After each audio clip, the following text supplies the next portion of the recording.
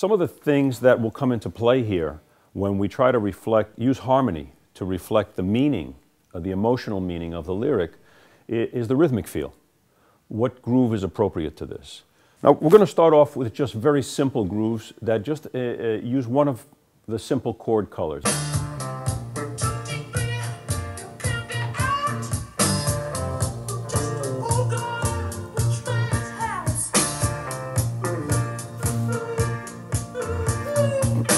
Notice there are little melodies woven in throughout the major chord. Sometimes there's variations on a chord. For instance, instead of the simple sus major chord, you might use the sus4 or the sus2. Here's some great examples of creating a vibe on a minor chord. One of the masters here, of course, is James Brown.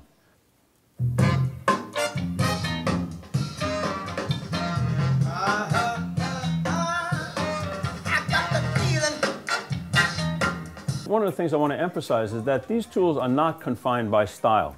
You can take something that you learn in a reggae song, put it in an R&B song, something you learn in a rock song, and put it in a pop song. These things carry across through all the genres. Now, when we go to the seventh chord color, things get added in. It's a major chord color, of course, with that flat 7 on top.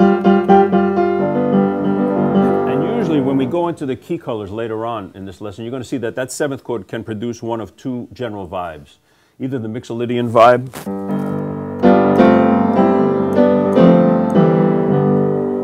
or the blues vibe.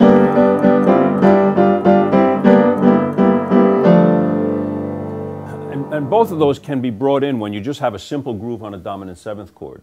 You can take it in a more bluesy direction or a more modal kind of direction.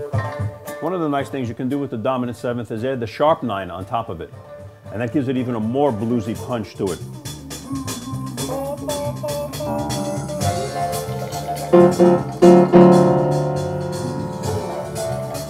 If you add notes on top of this, for instance, you add the major 7th here. You add the 9th on top of that. You add the 6th on top of that, or the 13.